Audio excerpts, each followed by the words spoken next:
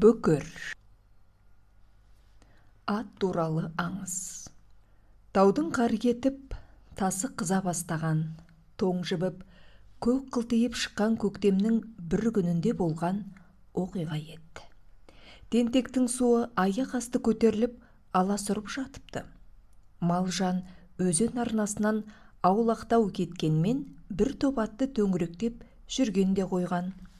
Жүздері сынық, жүрістері суыт деседі. Топталып алып кеңес құрады, тымтырақай бытырап, бірі өрге, екіншісі ылдиға шабады. Әлден уақытта жиыла қалады, сосын қайта шашырайды. Осы кезде бурыл жорғаға мінген біреу пайда бола кетеді. Әуелі қарсы беттегі құбажонның жалына жармасқан, қоқиланып, айналаны көзбен сүзген, сонан қайта ылдилаған. Бурыл жорға жұтынып ақ тұр екен, жылан шалып былғағат жануар. Сиыр соқпаққа сыймай, тайпалған күйі тасыған өзенге тақап барған. Көрген жұрт әлі күнге таң қалып жүр. Аттылы адам екпінін бәсеңдетпепті, керісінше үдеткен сыңайлы. Қарсы алдында жайнаған от болмаса да, қайнаған өзен шатыр бұрқырап. Енді қайтер екен деп отырған, тұрған атына мініп, кеңірдек созып көз тіккен. Ат та, ат үстіндегі адам да тайсалмапты. Таудан құлдилаған күйі тасқын суға қойып кеткен. Күні кеше жылқышылар осы маңда қиқулап жылқы қуып жүрген. Қыстай аңырақай жазығын жайлаған үйірлерді біртіндеп тауға кіргізген де басқа не қылсын. Көктеуден ертерек қозғалып қойғанын іш құрғыр сезеді-ау, бірақ қылқұйрық мініп, құрық сүйреткеніне мәз болған желөкпедегі желік дес берсін бе. Тауға ертерек шығайық, шөп тобықтан асыпты, қойшылар да қозғалып жатыр, деп бірін-бірі қайрап баққан. Сырқаттанып жатқан бас жылқышыны да көндірген. Қай үйірді қай жолмен айдаудың жай жапсарын айтып, бас жылқышы бас қатырмаған болар. Жасынан мал арасында өскен шәкірттеріне сенген ғой, өздері білер, қазымырланып жатпайын деген шығар. Сөйтсе де көңілі алаң, сол алаң тегін болмады. Жастар жастығын істепті.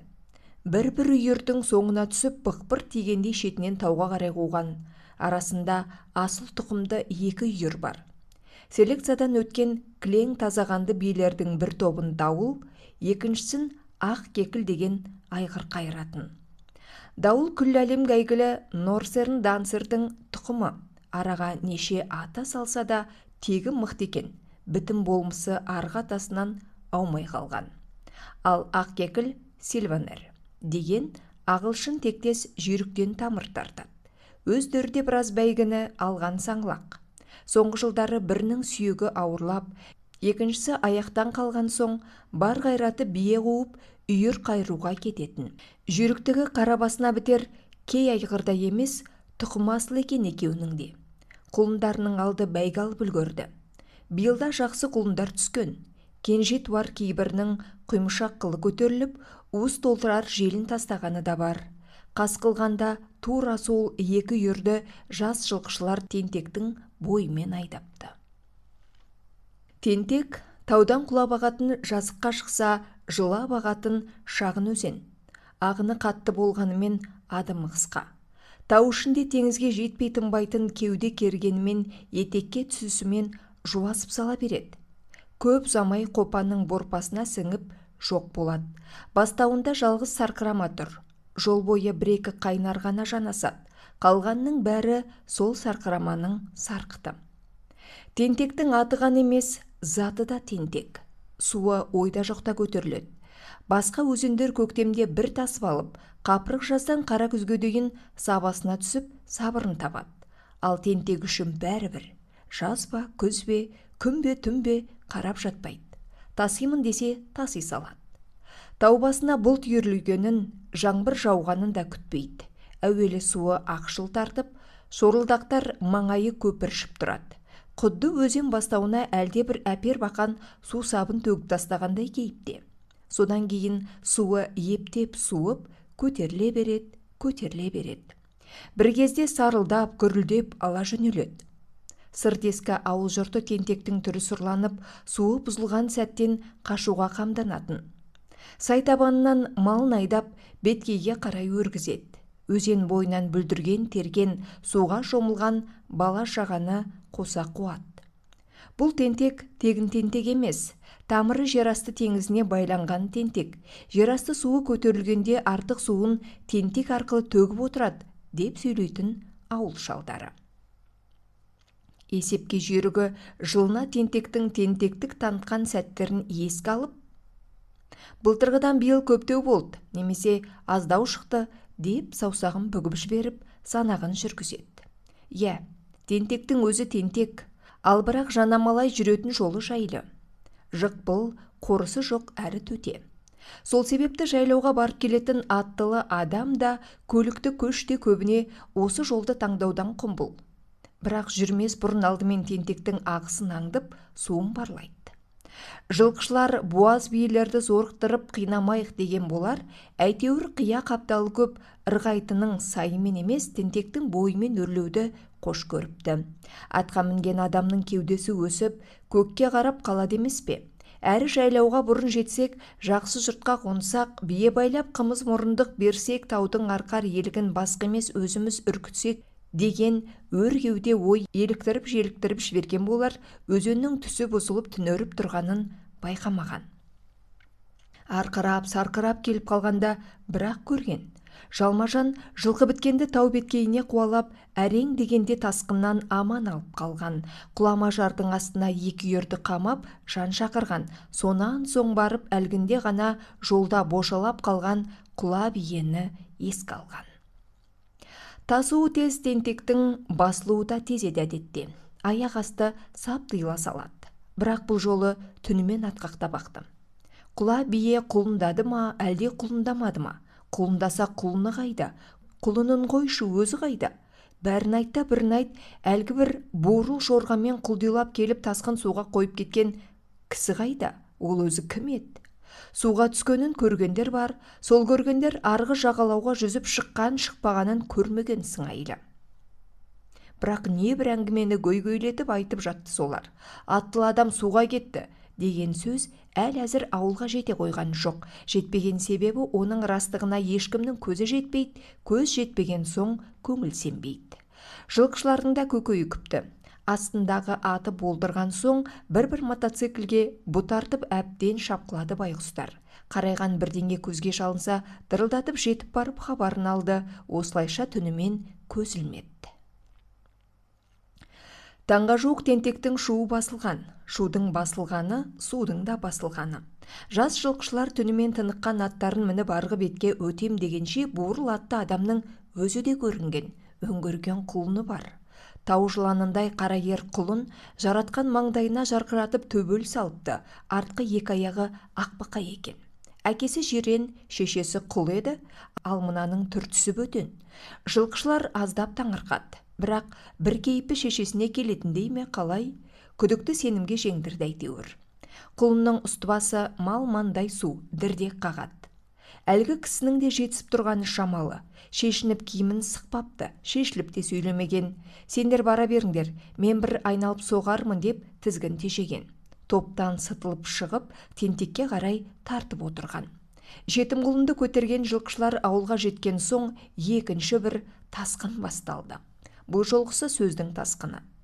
Тентектің арнасынан асқаны, тазағанды дауылмен ақкекіл үйірінің ағысқа ұрынғаны, құла биенің суға кетіп қарагер құлынның аман қалғаны, атқақта баққан суға тайсалмай кірген бурыл атты адамның мықтылығы ауыздан ауызға көшіп, ауылдан ауылға жеткен.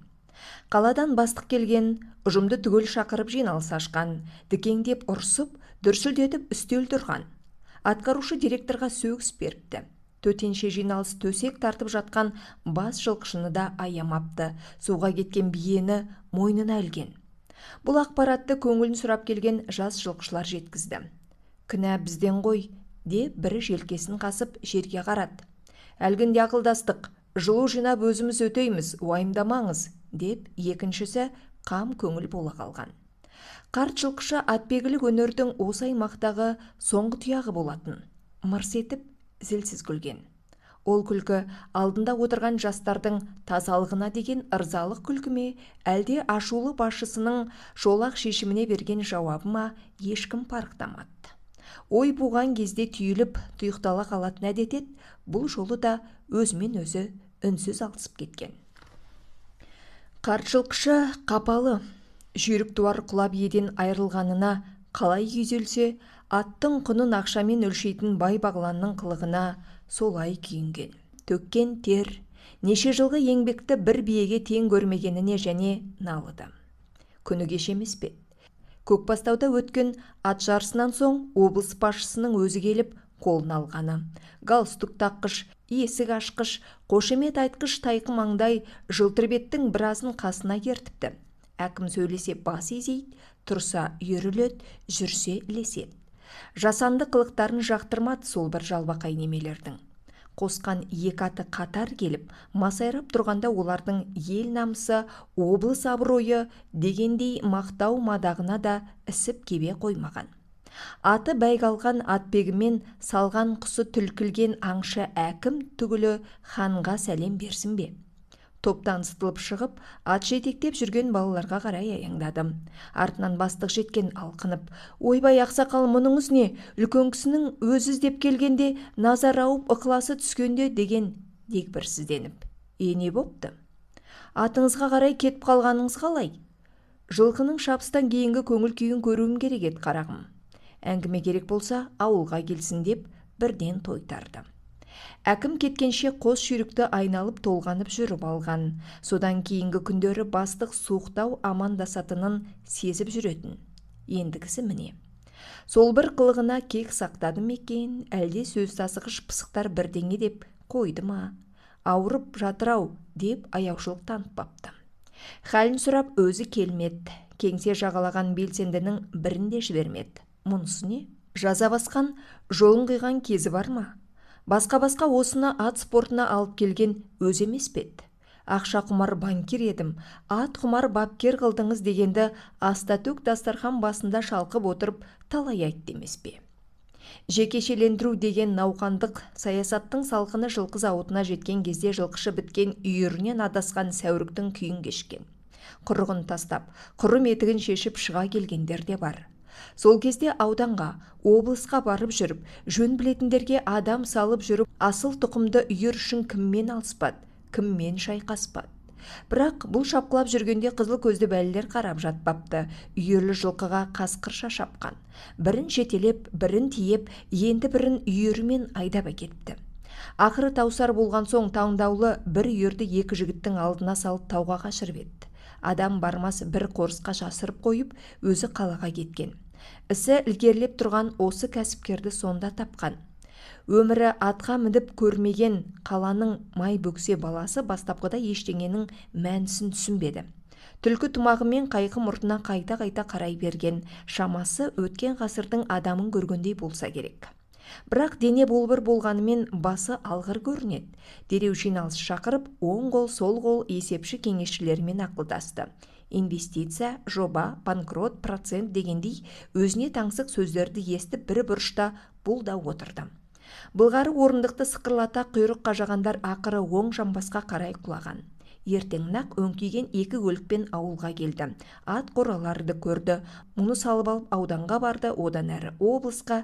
Әйтеуір бір айға жетер-жетпес уақытта жылқы зауытын мал мүлкімен қоса жарнамасы жер жарған әйгілі компания сатып алған. Тауда тығып ұстаған жылқыларды сонда ғана айдап түсті. Ақшаның құдіретін де сол кезде көрді.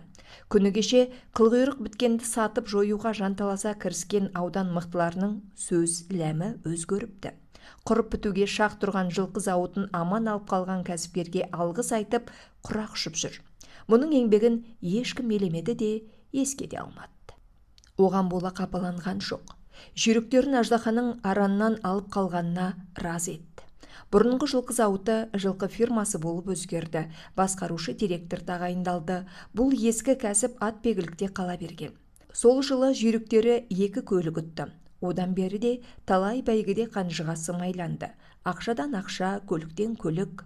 Ақсақал, салған ақшам қайтты, деді бастық бір бәйгіден ұтқан темір тұлпардың кілтін сұқ саусағында шыр айналдырып тұрып.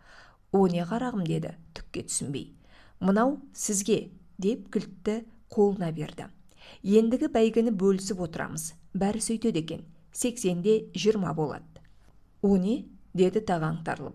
80% маған, 20-сы сізге. Мысалы, миллион ұтсақ, 800 мың теңге фирмаға қалады, 200 сізге. Сіз бар, көмекшілеріңіз бар, жалпы командаңыз, өздеріңіз бөлісесіздер. Қалай, келістік бе? Келістік. Бұл арада 10 жыл өткенде болған әңгіме еді. Содан берде барлық ұтысты осы үлес бойынша бөлісті. Қалталы кәсіпкер аттың айықпас дертіне шалдықты. Оқитыны ат туралы газет-журнал, көретіні де сондай кино. Шетелге шыға қалса баратыны ат шабар. Еуропада өтетін ұшқырлар жарысынан қалмайды. Барған сайын 1-2 ат әкеледі. Кей кездері атағы шыққан арғымақтар үшін аукционға қатысып шашылатыны да бар. Шетелдік сәйгүліктерден қолтума жүйріктерде қалыспай шапты. Жалпы сұрыптау жаман жүрмеді.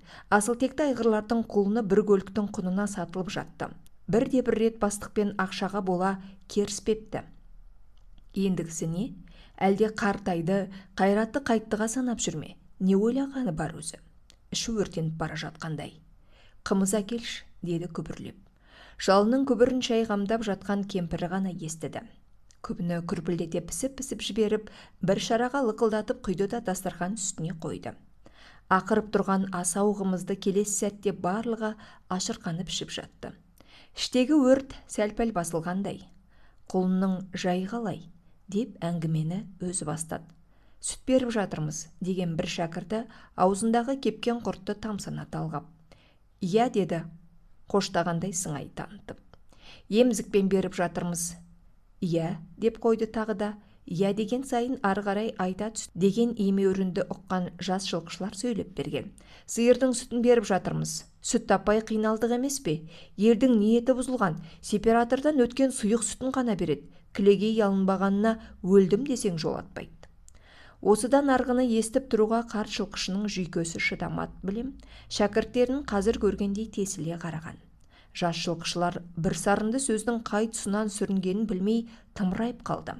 Жан-жағына қарманып әлденен іздеді. Таппады. Қолына бірдеңе ілінгенде біреуін жіберіп ұрар ма еді, кім білсін.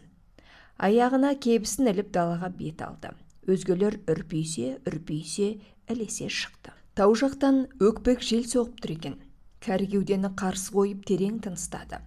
Кемпір келіп иығына түйежін шекпенін жапты. Қамшым қайда? Деген ақырын ғана.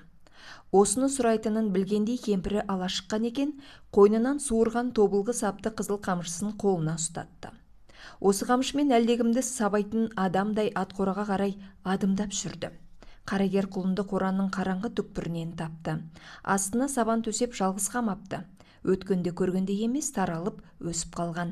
Екі құлағын қайшылай соғып, үркек соқтап қарап тұр. Кеше мал дәрігері тексерген, деді ту сыртынан тақалған шәкірттің бірі тағы бір әңгіменің шетін шығарып. Бел омыртқасы зақымданған дейме, бірдеңе дейді деп міңгірледі артынша. Не? Деді ақырын ғана. Даусында шарасыздық бар.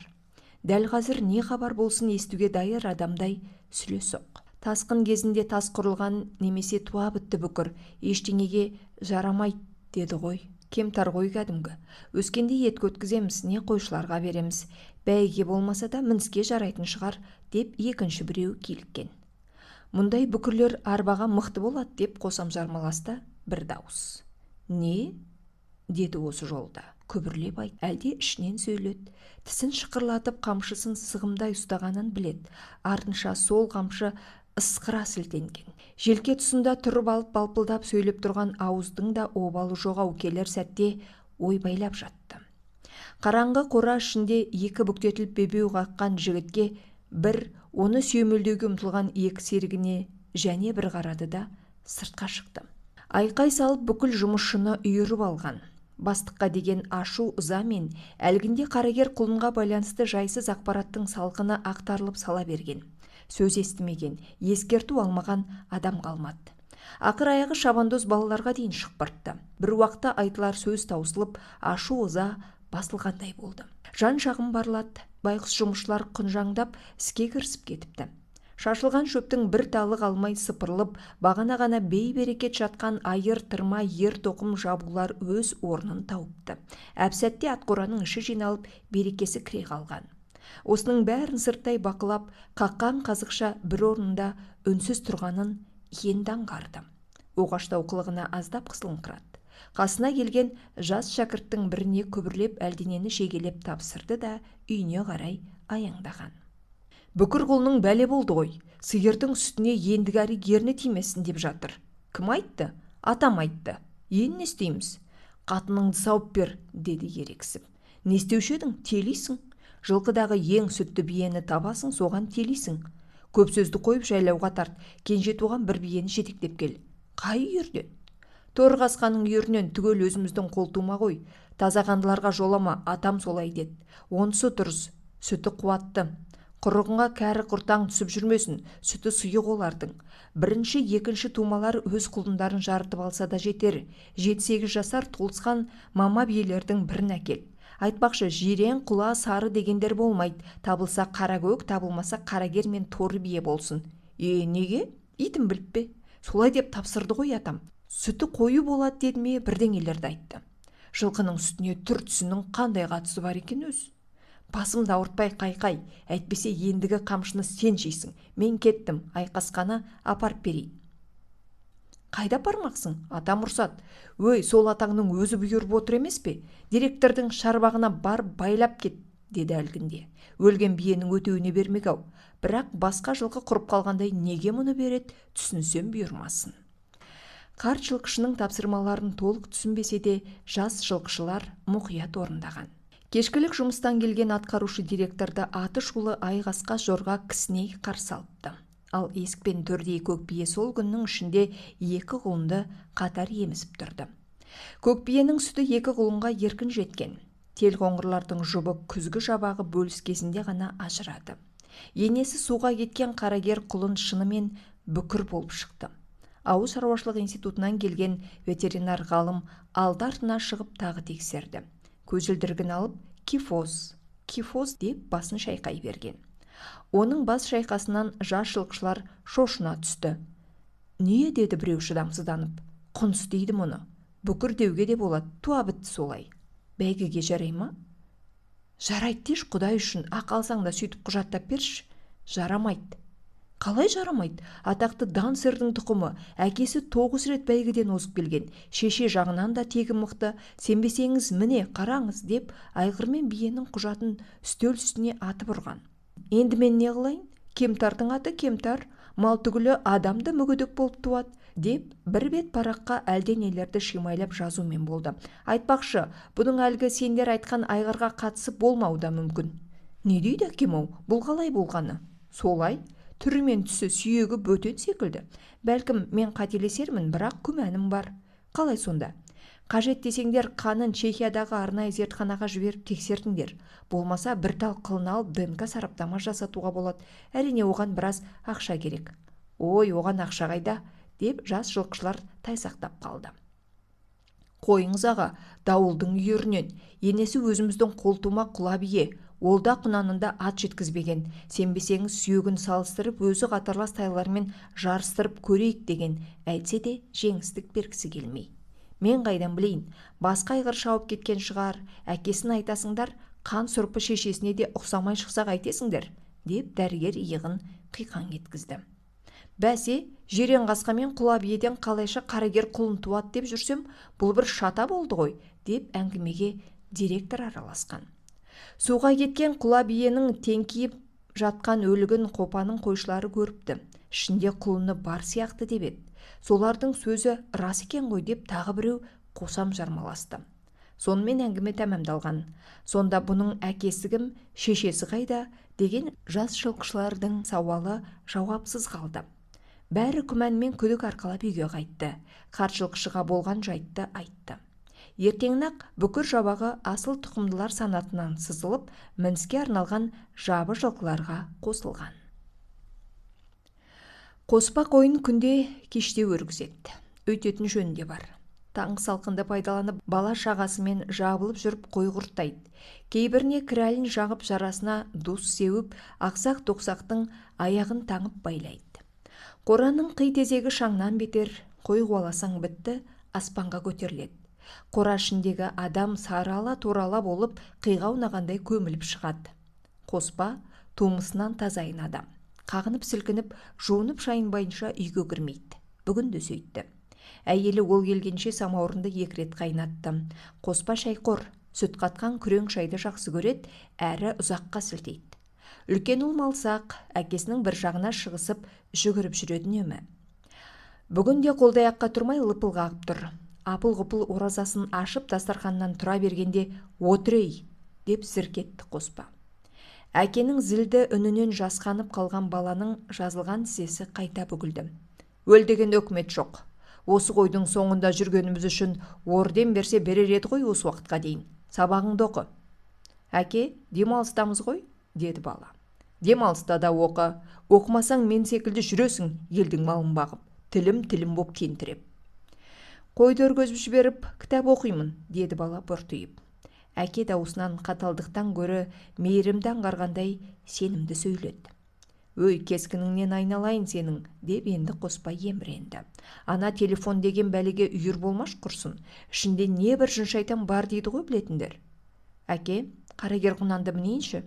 Өй, қой, оны мініп береке таппайсың. Досқа күлкі дұшпанға таба болғанша жаяу жүргеніміз артық. Өткенде өріштен ұстап алып жайдақ міндім ғой. Не дейді тағы? Құйрығын қойылып қалмады ма? Жоқ, арқасына міну ыңғайсыз екен. Сосын есек құсатып артына қарай жайғасып алдым. Өй, сен де бір, ел көрсе не дейді? Қой оныңды күлкіге қаламыз. Мінсең дұрыстап мін, атты қорлама өйтіп. Жуас екен өзі. Жетім құлын ғой байқұс, қолды өскен. Әй, сен оны қарап қой, қасқыр тартып кетпесін. Кеше кешкілік Шолақсайдың ішінде жүрген, бүгін қоймен бірге айдап қайтайын. Сөйт, бірақ көп мінбе. Әсіресе елдің көзінше, білдің бе? Біздің мініп алғанымызды аналар естіп қойса деп сұқ саусағын шаңыраққа қарай шошайтты. Бізге ат бермей қояды, сосын жүреміз атқа жарымай. Олар да бір бетсіз екен, ат мінгіздік дейді тағы да аузын толтырып. Жайдан жай мінгізді дейсің бе? Бір жылғы еңбегіме орап берді де, құнын көрсең құлынды биеден қымбат қағаз жүзінде. Ал бергені көтерем құнан, дені сау болса бір жөн онсы. Ауылға бір барғанда шаңын қақпасам солардың. Әй, бермейді олар басқасын, босқа әуре болма, деп осы кезде сөзге әйел араласты. Бермесе есекпен бағам, ана бүкірге мінбейм, ал не қыл дейсің? Осының бәріне сен кінәлі.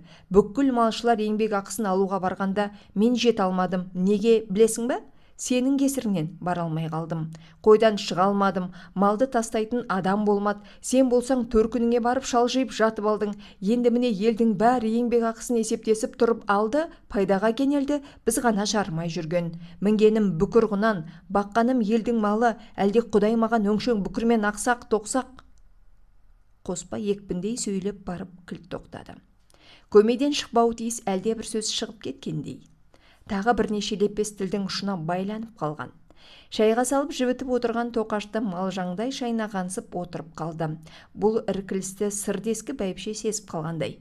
Не қылыпты Құдай саған, деді сызданып. Қоспа үндемеді. Әй, айт, тосылма, деді әйелі тағы да. Даусында жарқшақ бар. Қысыңқы көз одан сайын сығырайып қабағы түйіле түсіпті. Түрік ерні дүрдиіп ұрсуға дайын тұрған секілді. Тіліңді жұтып қойдың ба? Айт, тосылма. Айтпай жүрген сөзің бе, көрмей жүрген көзің бе? Құдай саған не қылыпты? Ақсақ-тоқсақпен құныс бүкірді бағуды бұйырып бекен? Соны айта алмай отырсың ғой, бетіме баса алмай отырсың ғой, өзіңе қара, байғұс. Қоспа үйден тезірек кетпесе болмайтынын түсінді. Шайға қанбаса да, дастархан басынан асығыс тұрды. Әйелінің қадалған жерден қан алмай қоймайтын, бір оталса жуыррақ маңда сабасына түспейтін бетбақтығын жақсы біледі. Апыл-ғұпыл киініп далаға қашқандай болып шықты. Бұрқсар қайнап әйелі қала берді. Өрістен атын ұстап әкелді. Осы үйдің бар шаруасына жегілген байқұс торының арқасындағы жауыры жазылмапты. Бұрын қидалауға қимай жүрген еді, осы жолы ішкіліктің екеуін де бірдей ойып тоқымының астына салды. Үй жақтан саңғырлаған ыдыс-аяқпен жарса бұрқылдап ұрысқан әйел даусы естіледі. Қоспа мына жерден тезірек қарасын батырғысы келді. Қойторға қарғып мініп ауылға қарай құйғыта шаба жөнелген. Қоспанның қол ұзын, жай тұрғанның өзінде саусағы тізесін түртіп тұрады. Еңкіш тартқан денесін ауыр қозғап жүріп бергенде, алғашқы қауымды құрылыс кезеңіндегі адамдардай орапайсыз қозғалады. Кәсібі малшы. Ауыл әкімінің жекеменшік қойын бағады. Арасына өзге жұрттың да қой ешкісін қосып азмаз ақша табатыны бар. Айна бір ауылға барып есеп айырысады. Қоржын басын азық түлікке толтырып, өзі де бір аунап қунап сергіп қайтады. Қойторға мініп қоспа келсе, көше кезген қулар да бір жырғап қалады. Бұл жолы да ауылға кірген бетте «Ассалаумағалейкум» деп стақандас достары қарсы алды. Солармен біраз сілтеген, біресін жиғанда дүниеде өзінен қор адам жоқтай сезімде отыр екен. Әлдекім арқасынан қағып жұбатып әлек. Енді бір басын көтергенде өзінен зор адам жоқтай күшейіп кетіпті. Айналасына қораздана қарады. Біреу арықтағы суға шешініп тастап жуынып жатыр, оның арғы жағында бір адам бүк түсіп ұйықтап қалыпты.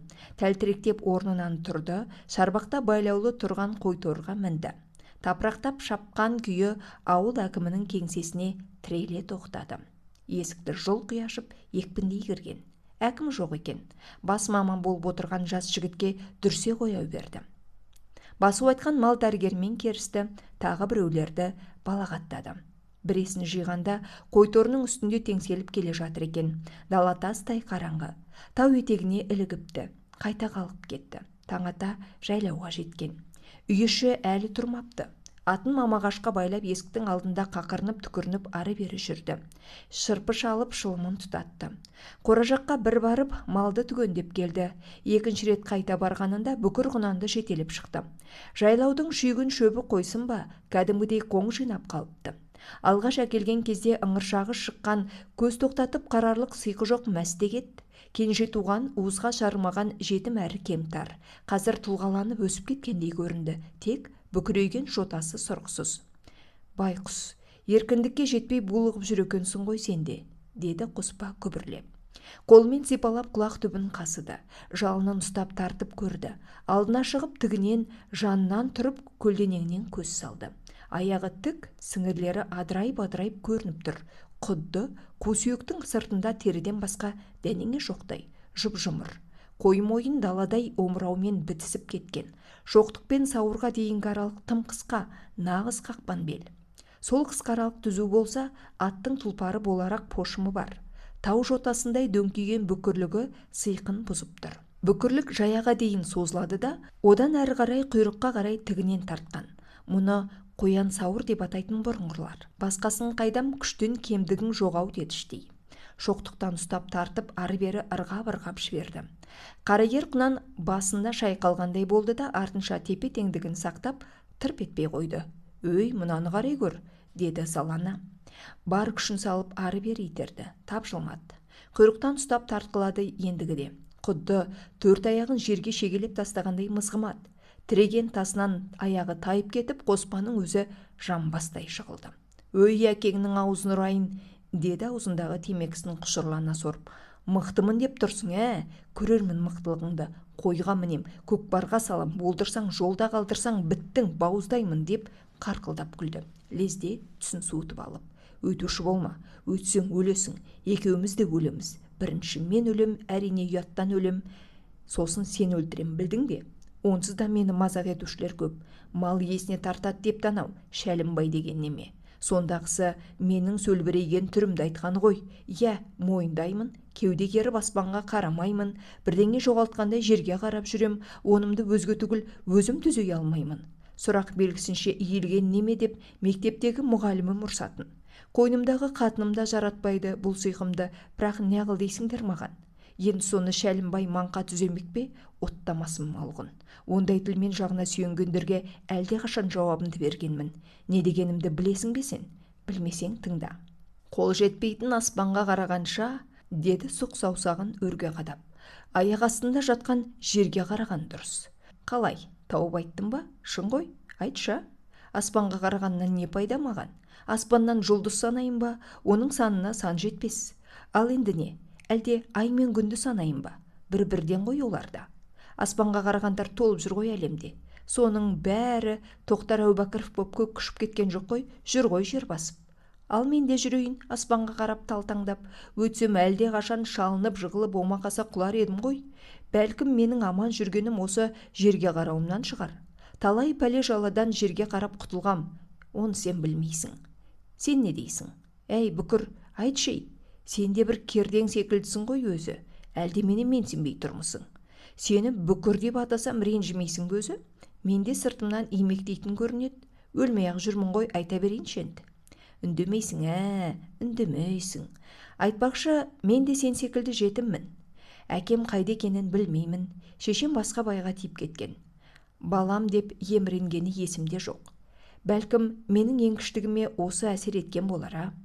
Жастай бейнет көрдік, елдің қабағын бақтық, ұрса бұқтық, ұрса басымызды екі бұттың арасына тықтық. Демек, мен өмірдің өзі осылай қылды. Кеудемді басып, белімді бүгіп тастады. Не істейін енді? Тағдырыма көндім. Ендігі бар арманым ана жуәрмектерде. Солар өжет боп өссе деймін. Өзім жетпеген жерге солар жетсе деймін. Мен көрмеген жақсылықты солар көрсе деймін. Маған арман болған дүниелер солардың табанының астында тапталып жатса деймін деп, керзетігімен жерді теуіп жіберді. Өзім деп кеудесін тоқпақтай ұрды. Өзім тілім боп өмірден өтсем де, солар ақ жағалы киім киіп, ағынанды жатып жейтін адам болсыншы. Бар арманым сол. Ешбірін малға жолатпай келем. Әдейі. Өлсем де, тірілсем де оқытам оларды. Білдің бе соны? Әй, қайдан білесің сен оны?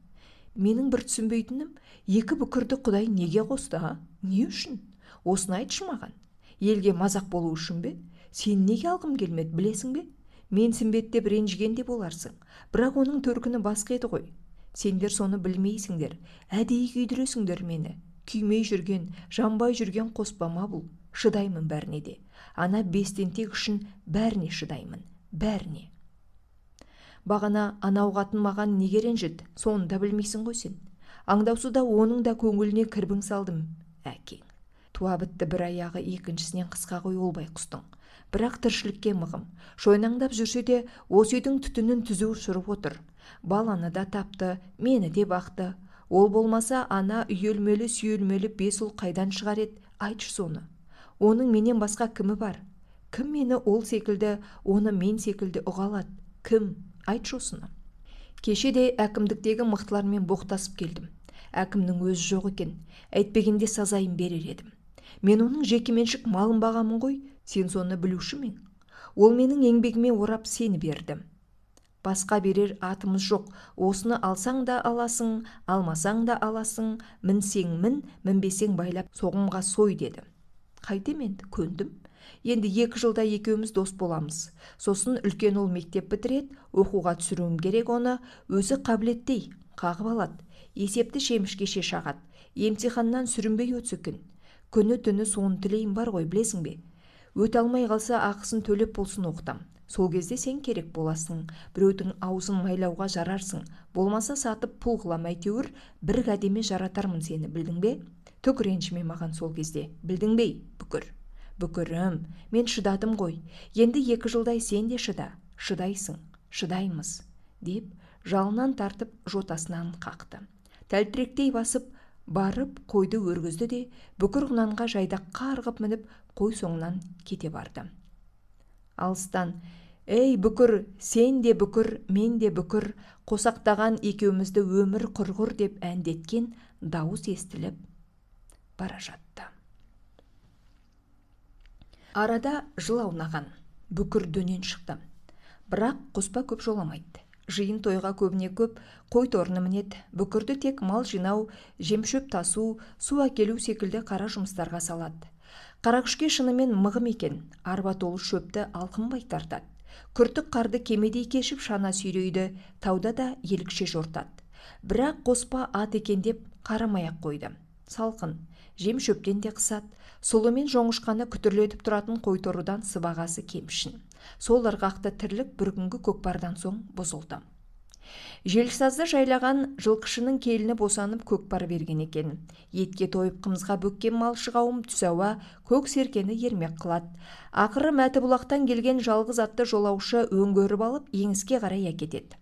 Қоспа қой торысымен ол уақытта қой қайырып жүрген. «Қайыр, қайыр, кетті, кетті» деген қиқуды алыстан естіді. Шетендінің шуамасынан құйғытып келе жатқан жалғыз қараны көрген, артынан ілескен қалың шоғырды да байқады. Қоспа әлгі жалғызды қақпайламақ болып жанамалай шапты. Қасынан зу ете түскен. Қойторы бір рет болсын үзеңгі қағыстыруға жарамады. Қоспаның қолы серкеге жетпей ауа қармады. Қос өкпеден тебініп атын сабалап қала берді. Артқы топтағы қуғыншылардан сөз естіген. «Мінесекпен көкпар тартқанша үйіңе қайт» деген бірі. Шәлімбайдың даусы. Шіңкілдеген неме тағы да мазақ қылды. Шек-сілесі қатып біреулер күліп барады. Мұның ішінде кек қалды. Содан қапаланып үйге қарай шапты. Қойторыны басқа бір салып, арбаға жегулі тұрған жерінен босатып алып, бүкірді ертеді. Айыл тартпаның бірін тақыр қолтықтан, екіншісін шапқа қарай жіберді. Бірін шірене тартып, екіншісін бостау қойды. Әруақ деп қарғып мінгенде көкпаршылар қырасып кеткен еді. Қотаннан шыға бере тізгінді қоя берген, бүкір бүгіліп жазылып келеді. Жолды жаттап алған аңғарылады. Бұрылыстарда бәсеңдеп, тіке жолда екпінді үдетеді. Шабысы жақсы. Баяғыдан бері неге мінбеген осыны, деді Қоспа. Өзімен өзі сөйлесіп келеді. Өзімен емес, атымен сөйлесіп келеді. Көсіл шүбір. Олар бізді бүкір деп менсінбейді, білесің бе? Біз оларға әлақ көрсетеміз, білдің бе? Көрсетеміз. Көздеріне көк шыбын үймелетеміз. Қазір көкпаршыларды қуып жетші, жарай ма? Ана Шәлімбайдың қасқасын бір қағып шұрш, соған разы болайын екі өмірімде. Мақұл ма? Сөйт. Шәлімбай ойбайлап құласын шүбір.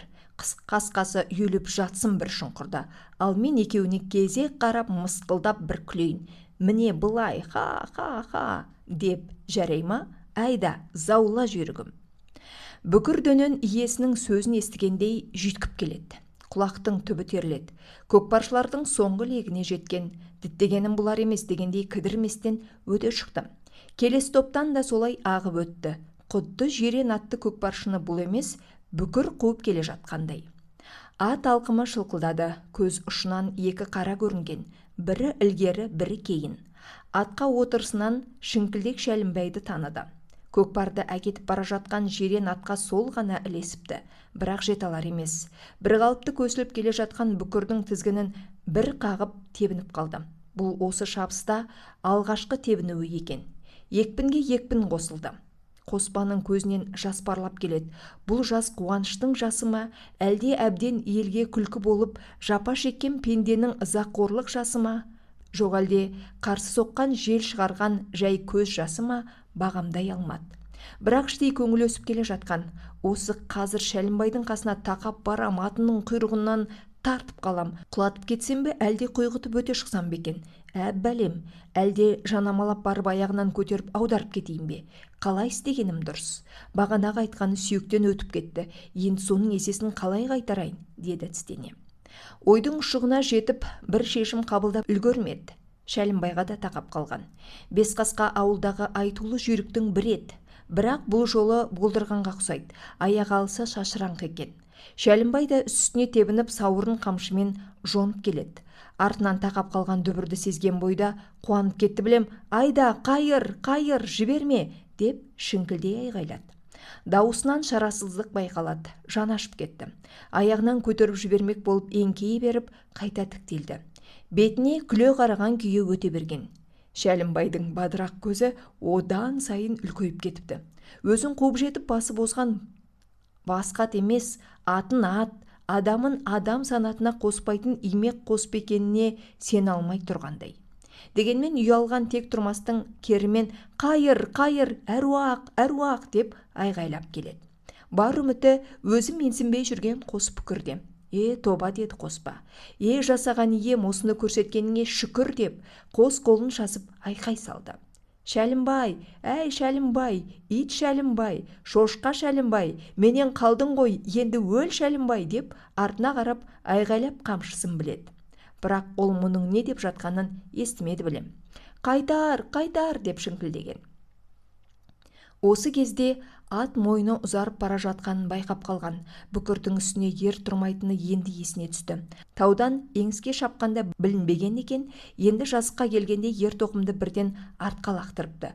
Жалмажан жалға жармасуға ұмтылып еді, қолы жетпеді. Бір бүйірге бұлтың етіп сырғып бара жатқанын біледі, одан арғысы астан кестең. Дүние төңкеріліп кеткендей болды. Бір есін жиғанда көргені, үрейлі адамдар өзіне жоғарыдан төніп қарап тұр екен. Тірі дейді бірі. О, Қоспамай, бір ажалдан қалдың ғой жарығым, дейді екіншісі, таныс дауыс. Сол Шәлімбай. Мұның аман қалғанына мәз боп жүр байғұс. Бұл да адам екен-ау, бағана құлатпағаным дұрыс болған екен, деп ойлады ішінен. Көкпар қайда? Деді тілі күрмеліп. Жұрт, ойбай өлгелі жатып көкпарды сұрайды. Әй, Қоспамай, бұл немен ит секілді жаны сірі, деп бірі күліп, екіншісі қуанып, жаппай жадырап жатыр. Қайтадан талқысып ұйықтап кеткен. Сол көкпарда ел екі дүниеге таң қалған. Бірі Бүкірдөненнің шабысы, екіншісі ақылдылығы. Ертоқымы бауырына түскен ат әдетте тулап шабатын, шатының қытығы кеткенше тепкілей беретін. Ондайда құлаған адамның үзеңгіде аяғы қалса біткені, аты ары-бері сүйретіп тепкілеп өлтіреді. Талай азаматтың ажалы солай болған. Қоспанның да оң аяғы үзеңгіде қалыпты, бірақ Бүкірдөнен бірер шоқырақтап барып тоқтапты. Қашан келіп арттағы адамдар арашалап алғанша бір орнында айналсоқтап жүрген де қойған. Көрер жарығың бар екен, деген хәлін сұрап келген ел. Одан кейінгі сөз Бүкір туралы өрбейтін. Нағыз көкпардың ат екені, адам сүйремес жуастық айтылады. Әрбір мақтау мадақтың артында айтылмай қалған бір сөз барын Қоспада аңғарады. Маған бер, мен міне тұрайын, ат айырбастайық дегендей сөздердің әр көкейде қамалып жатқанын сезеді. Сонда бұлар маған бір жүйрікті қимай тұрма, әлдемені жүйрікке қимай тұрма деген ой намысын оятып, қайратын қайрабақ жібереді кейде. Бұғанасы сынып, басы жарылмаған көкпаршы ма дейтін болды кейінгілерге. Құдай оңыда баяғымнан тұрып кетсем, әлі-ақ бәйбішемді көксеркенің етіне тойғызармын, Бүкірім аман болсын, дейтін аттан айырылмасын анық аңғартып. Қоспа 10 күнде аяғынан тұрды. 38 күнде сынған бұғана жазылды. Сынық жас санайды деген рас екен-ау, дейді іштей, әрі биыл 3-ші мүшелде екені есіне түсті. Бір қой сойып Құдайы тамақ таратқан. Бұл уақытта Қойтор мен Бүкірдөненнің күндегі қызметі байланар, ақыры ішіп жемі ауысқан. Жұмыстың ауыр қамыты Қойторының мойнына қайта киілді, жақсы жем шөп көзінен бұлбұл ұшты. Қоспа да Бүкірдің бабын қолға алған. Бап дегенде қалай баптарын білмеді. Әйтеуір күнара бір бусандырып келіп қаңтарып қояды. Ас судан тартпады, байқауынша тамақсау емес. Алдына салғанның бәрін опырып жей бермейді. Түнемелікке ақырына бір бау жоңышқа салса, ертеңіне соның сығана желініп тұрады. Бөктірілген сұлыны түгесіп тауыспайды. Бұрын Қойтордан кәшек қалмайтын. Қоспа Бүкірдің бүкірлігін көрсетпеу үшін әйеліне алашадан жабу тіктірді. Аудан орталығынан жаңа ертұрман жүгенімен алдырды. Жап-жаңа орыс ер жеңіл екен, келген күні Бүкірді ертеп мініп, ойлы қырлы жерде шоқырақтатып шауып көрген. Шапқан сайын ерді артқа лақтырады. Өмірі атқа өмілдірік тақпаушы еді, жалпақ қайыстан жақсылап тұрып өмілдірік жасаған. Айыл тартпаны да қос-қостан тартқан. Осылайша келесі көкпарға сақадай сайланып барды. Бұл көкпар жай көкпар емес, мәре көкпар болып шықты. Қырғыз бір жақ, дүнгендер бір жақ, қазақ малшылары бір одақ болып тартысатын болды. 3 жақтан мәре белгіленді. Қырғыздар Шу өзенінен, дүнгендер Сұлутөрден асырса, ал қазақ малшылары Тентектен ар өткізсе болғаны. Кім осы межелі жерге жеткізеді, жеңімпаз сол. Көкпар сонда қалады. Шарт бойынша бірден ала қашпайды. Әуелі той жасаған әулеттің сол төңіректегі 3 жекжатының үйіне түсіру керек. Салым салған әр адамға ол үйдің иесі бір-бір жабағыдан байлады. Ал көкпарды алып кеткен жаққа той иесі 4 биені құлынымен жетектетеді. Қариялар бата беріп алдымен қонақ деп қырғыздарға өңгөртті. Қырғыз көкпаршысы да жөн білетін жігіт көрінеді, қарттың қолына қырғыздың 100 сомдығын ұстатқан. Бірден жалаң тақымға басып айнала берді. Анталап тұрған басқалар соны күткендей тарпа бас салды. Қырғыздың аты белді, жігіті тақымды екен. Сол басқаннан айырылмады. Топты жарып кимелеп жүріп алғашқы салымды салған, салымға байланған күрең жабағыны иемденді. Ол жерден дүнгендер ырымын беріп көкпарды тақымға басты. Аттары мықты, жігіттері ірі көрінгенмен дегеніне жете алмады. Ат шалынды ма, әлде көлденеңнен келіп біреу қақты ма, көкпарды алып бара жатқан жігіт ат матымен омақаса құлаған. Абырой болғанда аман. Аунатып таста, ірімі солай, бір аунат, деп даурығысты көпшілік. Әлдекім атынан ырғып түсіп жерде жатқан көксеркені бісміллә деп бір жерге бір домалатып алды да атына қайта мінді. Жұрт жапырлай жердегі көкпарды іліп алмаққа ұмтылысты. Қоспа қанша талап қылса да салым сала алмаған. Ұмар-жұмар тартыстан сытылып шығу түгілі көкпарға жетудің өзі мұң. Адам тым көп. Қырғыздар 2 салым, қазақ малшылары 1 салым салып, ауыздары майланды. Өз ауылында бірде-бір салым сала алмағанына Қоспа қапаланды. Қырғыздан 1 салымға кем салғанына иісі қазақ малшылары күйіп піскен. Оңаша бір ақылдасқанда қайтсек те көкпарды тентектен асыруымыз керек десті бәрі. Додадан алып шығар білекті жігіттер белгіленді. Олардың атын жетелейтін 4-еу, қамшылайтын 6-ау, жолашар 7-еу де даярланды. Ал топтан алып қашу міндеті 5 адамға жүктелген. Арасында Шіңкілдек, Шәлімбай мен Қоспа да бар. Олар додаға араласпай ат суытып сыртта жүреді. Жігіттер алып шыққан сетте жанаса кету керек, өңгөріп алып тіке тентекке тартады. Жігіттер ұжымдаса қимылдағаннан болар, дегеннен басқаларды тықсырып жіберген. Әуелі бір алып шыққанда шабдар атты мұртты кісі өңгөре қашты. Бірақ қырғыздың бір жүйрігі аңдып тұр екен, қақпайлап жібермеді. Келесі бір сәті туғанда Шәлімбайдың алдына салып берген. Жалмажан 5 қасқаны қамшылап топтан сытыла шықты. Оған ұмтылған Қарақасқа аттына қақпайлап Қоспада шапты. Қарақасқа қояр емес, Шәлімбайға кимелеп тақап қалды. Енді болмаса Шипая Шәлімбайдың алдындағы көкпарды өңгөре қашатын түрі бар. Сол кезде бүкірге қамшыны басып жіберіп Қоспа жетіп барған. Көкпарға қол салған басқа емес Қоспа екенін таныған Шәлімбай да алдына өңгөрте салған. Қарақасқа атты кимелеп келіп қалған екен, бірақ оның қолы көкпарға жетпеді. Бүкір еңіске қарай көсіліп кеп берген. Қарақасқа бірталай жерге дейін құйрық түстесе шапты, бірақ жете алмасын білген соң тізгін тартқан. Қоспа жалғыз өзі құйғытқан күйі көкпарды тентектен асырып тастады. Бәйгеге тігілген 4 биені қазақ малшылары олжалады, соның біреуін аттың тері, азаматтың күші деп Қоспаға байлаған. Бұл аймақта көкпар тартыс жаз бен күз айларында ғана болады. Яғни ешкінің семірген кезінде басталып, сексек ата тұқымының майы қайтатын қара суықта тоқтатады. Көбіне көп мәре көкпар тартады. 2 тарап, 3 тарап, тіпті 4 тарап болып та тартыса береді. Кей кездері жаппай көкпарға шығады. 3 тараптық мәре көкпарды алып кеткен соң, Қоспа бір рет жаппай көкпарда олжа салды. Әрине Қоспа емес, бүкір олжа салды. Ол уақытта бүкірдің белі жуандап, дене тұрқы өскен. Бірақ Қоспа кеуделіп додаға кірмейді. Қашқанды қуып қақпайлай жібермей жүреді. Сондай бір сәтте сыптығардай қара жігіт көкпарды алып шықты. Қоспа жанасқан бетте ағатай жібере салшы деген жалынғандай бол. Қыр астындағы жылқышы ауылына бір түсірсем болды, өзіңе қайтып өңгөртемін деді. Жас жігіттің көзінен албырттықты, өтірігі жоқ шынайылықты байқаған, қақпайламай құйысқан тістесіп қана жүріп отырды. Шынымен де бір қыр асқан соң ақшаңқан боз үй көрінген. Аулақтау жерге желі тартылыпты. Желі басында байланған құлын шыбындаған бие көрінеді. Қара жігіт ат басын ірікпестен тасырлатып шапқан күйі ақ боз үйдің алдына көкпарды тастап кетті. Үйден үдері көтеріліп бірнеше адам шықты. Арасында бойжеткен қыз да көрінген. Жігіттің осы үйді неге көздеп келгенін Қоспа түсінгендей болды. Көп замай көкпаршылар да жетті алқынып. Біреу су, екіншісі қымыз сұрап ішіп, тағы бірі атын тынықтырып жетелеп жүр. Үй иесі орта жастан асқан 4 кісі екен, көкпарды сүйреп табалдырықтан асырды да қайтадан далаға шығарды. Көзімен көкпарды әкелген жігіт іздеді. Ол да дайын тұр екен, атынан қарғып түсіп қасына барды. Үй иесі оған біртүрлі күдікті көзбен қарады да батасын беріп қолына ақша ұстатты. Жігіт қызараңдап алғысы келмеп еді, үлкендер ырымы ғой, ал да ал деп кеуледі. Сол кезде бүкірін тебініп Қоспа да жақындай түскен, қолында умаждалған 1000 теңгелік. Үй иесі Қоспаның ырымғып бергелі жатқанын түсінді.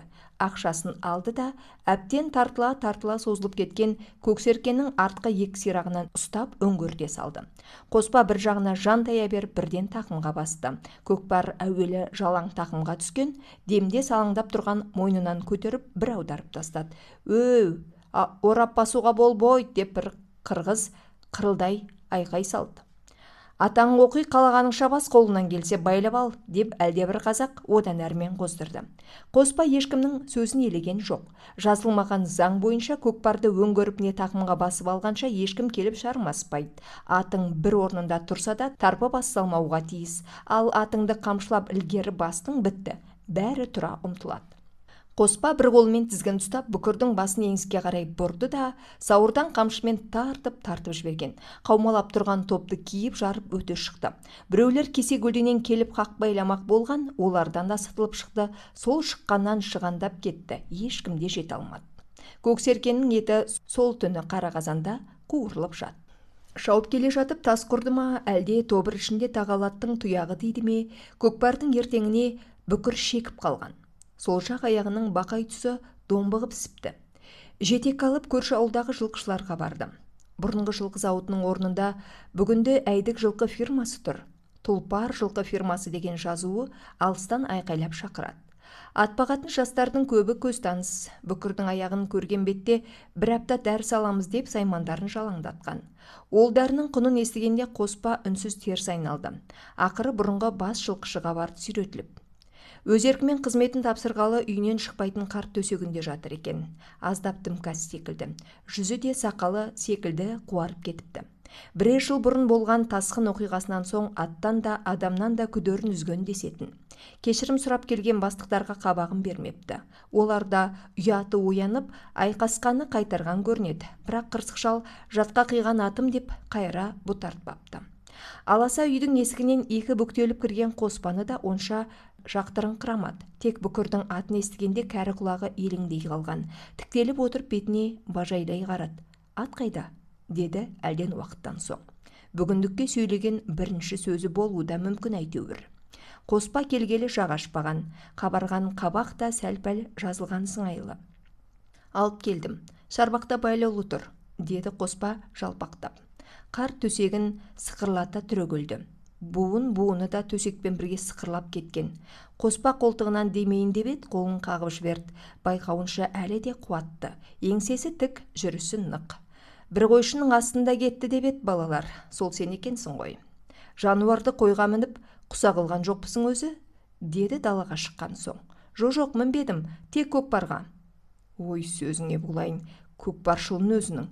Бәйгатымен көкпар шапқан кімді көрдің? Қоспа сөзден тосылып қалды.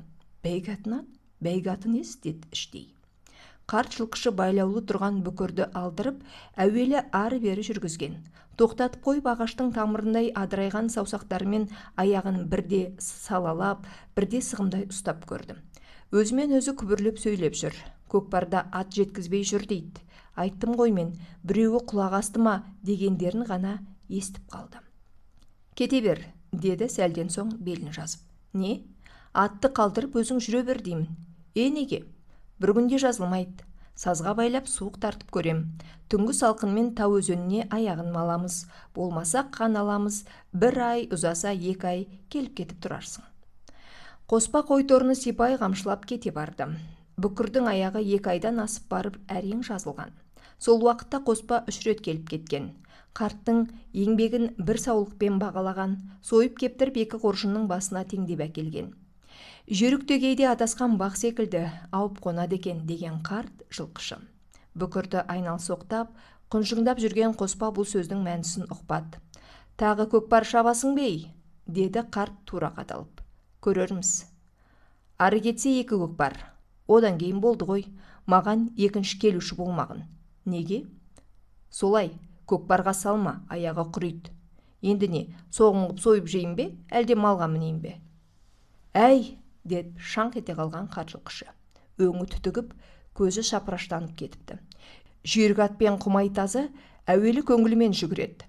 Олардың көңілі пәс тартса қайтып көтерілуі қиын. Қойға мінсең, итеңдеген жүріске намыстанып ішіне құса түсуі мүмкін. Ал құса болған мал бәйге алмайды, есіңде болсын. Енді? Не енді? Мұны не істеймін? Бәйгеге қос, бірақ биыл емес. Дөнендеген жылқы мал үшін өтпелі кезең ғой. Дене бітімі толысып, сүйегі бекитін шақ. Осы кезде зорықтырмау керек. Әрі дөненінде арық тұрақ болған жылқы уызға жарымаған қозыдай әлсіз келеді. Сондықтан осы барғаннан соғымша байла, жілік майын толтырып, қыстан жынттай қылып шығар. Бәйгі дейсіз бе? Жүгіре ме? Өзінің белінде кінәраты бар, бүкір ғой, байқамадыңыз ба? Өзің бүкірсің. Осыны айтып жүрген атбек сымақтарың бар, мал дәрігерің бар, әлгі ғалымың бар, бәрің бүкірсіңдер, түсіндің бе? Бүкірсіңдер. Доғалсыңдар, дым білмес дүмбілессіңдер. Айналайын, 3 шоқылы жылқы деген болады. Күндіз түні жортып айлап сапар шексең де белі талмас мығым келеді. Мен бала күнімде бір рет көрдім ондай саңлақты. 150 ат қосылған үлкен аламанда топ жарды. Сонан көріп отырғаным осы. 3 шоқылы деп Қоспа ойланып қалды. Ол қалай деп сұрауға дәті шыдамай тұр. Соны сезгендей қарт жылқышы шапшаң қимылдап, міне, деді, бүкірдің басты шоқтығын қолмен нығарлай ұстап. Бұл бірінші шоқы, мына дөңесте екіншісі жатыр, деп бүкірейген белін сипады. Ал жаяның астындағы белдеме омыртқа үшінші шоқы саналады. Осындай бітімді 3 шоқылы жылқы деп атайды. Құдай білет, мынаның бір қабырғасы да артық жаралған. Әлгі жылқының қанаты деп жүргендерің сол. Құдай бізге осындай болмысы бөлек пырақты берген екен, соның қадіріне жете алмадық қой. Ана жылқы фирмасының басшысынан бастап қосшысына дейін айттым. Ертегі тыңдап отырғандай мысқылдап күліп өзімді мазақ етті. Білімің де, ғылымың да қағазға ғана сенеді екен. Босқа сөз шығындаппын. Бірақ түс көргем, сол түсімде өзім жақсылыққа жордым. Бұл жануардың бағай кеуір бір жанарына сендім. Қысқасы, мен күткен адам сен боп шықтың. Енді мұны жүгірту саған аманат. Егер бұл атты қор қылсаң, өзің де оңбайсың. Соны біліп қой, деп саусағын безеген. Құдай сақтасын, деп Қоспа шошып кетті. Жылқының кепие тұрады. Тегін мал емес бұл. Құдай берген қасиетін ұстай алмай жынданып кеткен көріпкел емшілерді білесің бе? Білем ғой. Білсең сол, жүректі де ұстай білу керек. Жарықтық өзін өзі жарататын жылқы екен. Бапта керек емес. Тек күнделікті мініп, етін қатыр, жақсылап суытып терін алсаң болғаны. Қалай сонда? Тамақты тартып жейтінін байқаған шығарсың. Жылқы баласында мыңнан бірінде кездесетін қасиет. Әдетте жылқы комбайн секілді кеміре береді. Бұларға қарағанда сиыр Құдайға қараған ғой. Бір тойып алса күйіс қайырып жатады обай құстар. Ал мынауың ақырын толтырып қойсаң да артық шөпті аузына алмайды. Жеммен суы да солай. Бірнеше күн әдейі бақыладым. Мұндай жылқы не семірмейді, не арымайды. Өзінің күшін өзі біледі. Өзі күйін өзі бақылайды. Шіркін, менің жастау шағым болса сенен тартып алсам да алар едім. Әбден діңкелеген кезімде кез болдыңдар, деп қарт опынған сыңай танытты. Ой, әлі жассыз ғой, сізге берейін, баптаңызшы, деп Қоспа жапса кетті. Болмайды. Неге? Уәдем бар. Атқа жоламаймын ендігәрі, деп серт бергем. Өй, сол да сөз боп па? Осы күні үй айналмай жатып сөзінен айнитындар көп қой. Тәйт, деп қарт жылқышы кәрлене қалған. Сақалы тікірейіп, селкілдеп кетіпті. 3 жыл бұрын мені айыпты қылған аналар, деді таяғымен жылқы зауыты жақты нұсқап. Суға кетіп өлген биені мойныма ілді. Арада 3 ай өтпей алдыма келді өздері. Кешірім сұрады, кештім. Бірақ жұмысқа қайта шықпадым. Қартайдым, қажырым кетті, енді әурелемеңдер дедім. Әр нәрсенің қадірін білу керек, әсіресе өзіңнің. Олар жұмыстан шығарғанын күтпей, өзімнің кеткенім оңды. Ал енді өлер шағымда сөзден тайсам, кім болғаным? Қабая, деп Қоспа өкінген сыңай танытты. Алуан жүйрік болады, әліне қарай шабат деген нақыл бар. Жалпы мен жүйрікті мінезіне қарай 2-ге бөлем, деген қарт аз кем үнсіздіктен соң. Біріншісі дүлей жүйрік. Мінезі шайпау келет, өзі намысқой болады. Тай күнінде үйретілмесе, құнан дөнөнінде ұстап бас білдірту қиынсыз. Дұрыстап үйретіп бабын келтірмесе, бас бермей кететін, бұра тартып кететін солар. Екіншісі мыйсыз жүйрік. Бір қарағанда жуас, болмысы олпы-солпы да болуы мүмкін. Бұрған жағыңа жүрет дегенге көнеді, бірақ бәйгіде жасанат, асыл тастай жарқырайды. Мыйсыз жүйрік ақтық демі қалғанша шабады. Шабыс үстінде өлуге бар, ал тоқтауға жоқ. Мен білсем, мынауың мыйсыз жүйріктің нақ өзі. Тек құлын күнінде жат емшекті еміп, жетімдікті көріп қалды. Сонысы бір кемдік қылмаса, әлі талай жерге барады, деп сөз аяғын үмітке байлаған. Біраз ақыл кеңесін айтты. Әр сөзін Қоспаның басына шегедей қағып нығарлап шықты. Кейбір тұсын Қоспа телефонын шығарып таспаға басып алды. Қарт жылқышының үйінен жүйрігімен қоса аттың бабы жайлы ақыл кеңесті арқалап қайтқан.